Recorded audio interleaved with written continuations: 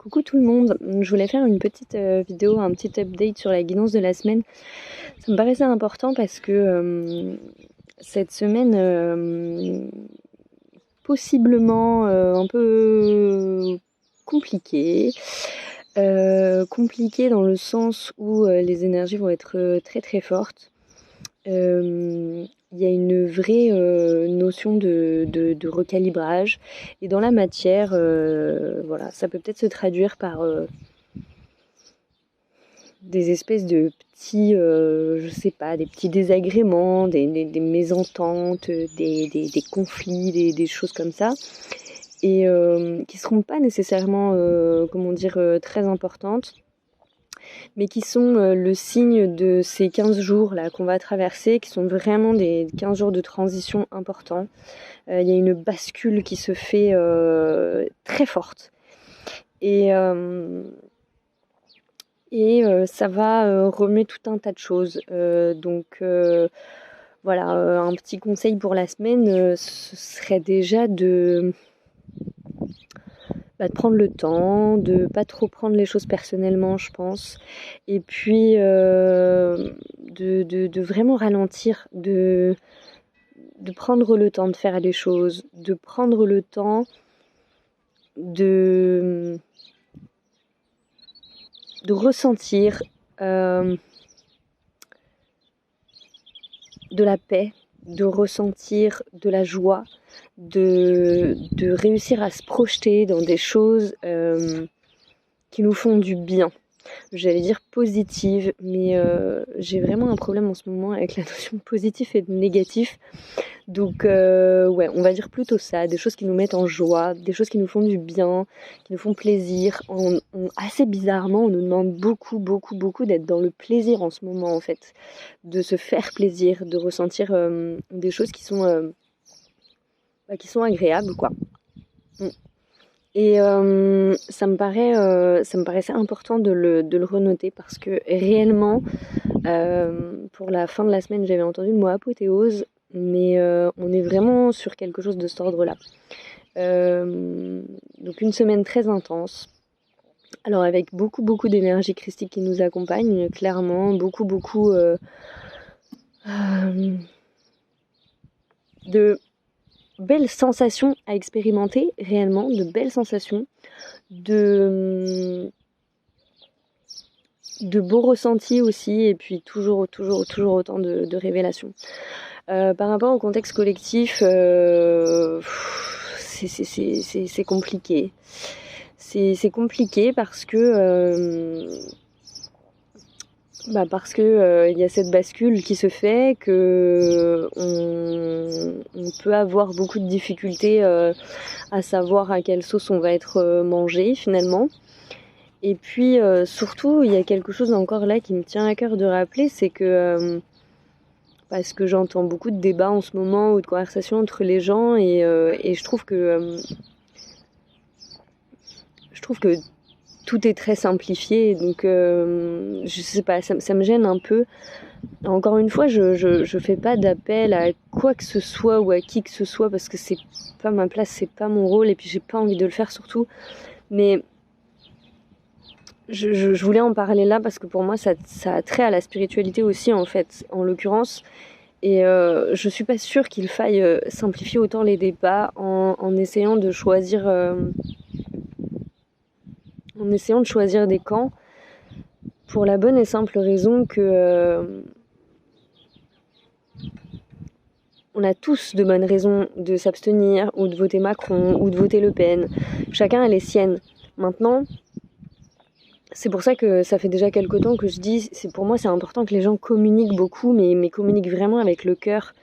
Et si on était honnête, et si on se parlait vraiment avec le cœur, on parlerait plutôt de nos peurs, plutôt que de parler de personnes à élire. Parce qu'en fait, je crois qu'il s'agit que de ça, finalement. Mais c'est vrai qu'il y a des choses qui me blessent un peu. Ça me blesse, alors pas personnellement, mais ça me blesse parce que je sais que ça blesse d'autres gens. Quand on appelle à voter Macron pour faire barrage à Le Pen, ça a du sens, bien évidemment. Mais c'est oublier et c'est nier la souffrance de certaines personnes, de ce que certaines personnes ont pu traverser. qui est réelle et palpable. Et quand on appelle à voter Marine et à la mettre comme la solution, et ben on fait exactement la même chose en fait. Pour le coup, j'ai expérimenté les deux côtés. J'ai travaillé en quartier populaire toute ma vie et ça a été un travail qui m'a beaucoup tenu à cœur. Un travail que j'ai vraiment adoré. J'y ai appris beaucoup de choses sur la vie, sur moi.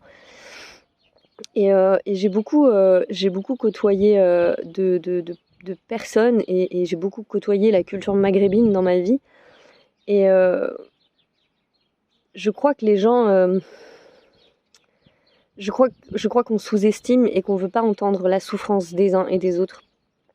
Et effectivement, j'entends, je voulais juste le dire en fait. J'entends très bien que ça soit hyper dur d'entendre qu'il faut voter Marine Le Pen et de voir ça comme une solution parce que ça réveille de vraies blessures et de vrais traumas. Moi, je suis une enfant des années 80, je suis née en 86 et j'ai été élevée et j'ai grandi avec un spectre de la famille Le Pen très fort et ça réveille des peurs en moi. Ça réveille des peurs en moi parce que je sais très bien que si elle passe... certaines personnes que je connais vont en souffrir d'une manière ou d'une autre dans leurs croyances, dans leur vie au quotidien. Et ça me blesse, et ça me fait peur, et ça me fait mal. Et à l'inverse, j'ai expérimenté certaines situations depuis 2 ans. Je me suis clairement, dans ma vie personnelle, positionnée contre ce pass sanitaire et décidé de refuser de l'utiliser, ce qui était un choix personnel.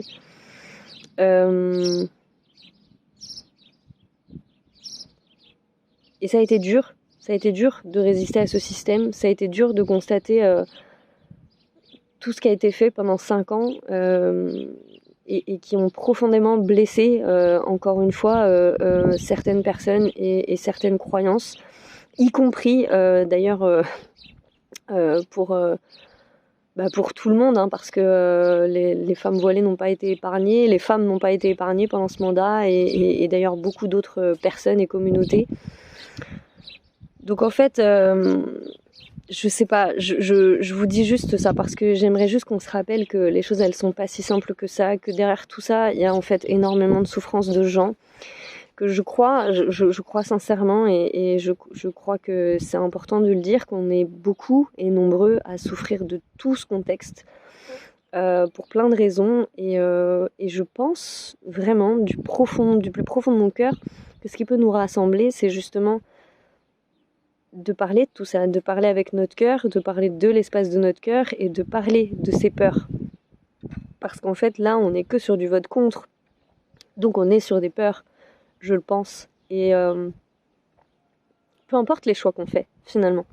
C'est pour ça que je fais aucun appel et je fais pas de...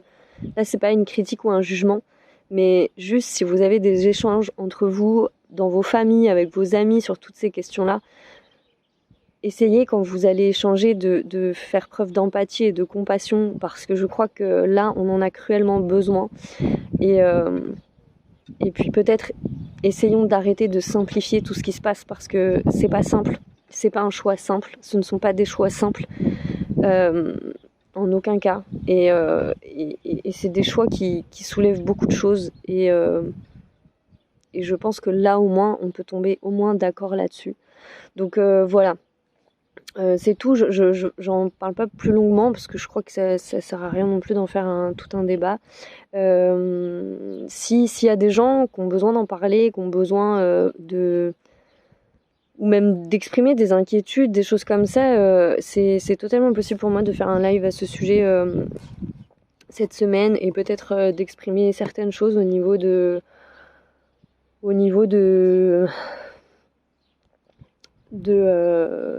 contexte collectif et des événements à venir ou tout simplement de comment réussir à appréhender toute cette période.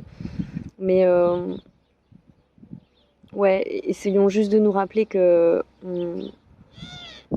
on le vit tous ce contexte collectif, quoi. Qu'on s'abstienne, qu'on vote Macron, qu'on vote Le Pen, on le vit tous et on en a tous profondément marre et on est tous profondément fatigués. Donc il faut en tenir compte quand on se parle et voilà, et puis se rappeler que je crois que là, au point où on en est dans le contexte, encore une fois, je vois pas de bonne solution. Il y en a pas. Ni s'abstenir, ni voter Macron, ni voter Le Pen, il y en a pas en fait. C'est pas plaisant, c'est pas agréable. Voilà, simplifier les débats, ça me paraît juste un petit peu facile, quoi. Et je suis pas sûre que ça soit très respectueux de ce que vivent les gens, de ce qu'ils traversent. Et voilà, tout simplement. Et je pense que la voie du milieu, c'est toujours la plus juste. Et la voie où les blessures de chacun dans l'échange sont écoutées et respectées. Voilà. Je vous embrasse, je vous souhaite une très belle semaine pour le coup. J'espère que ce soleil va nous accompagner longtemps. Et puis prenez bien soin de vous.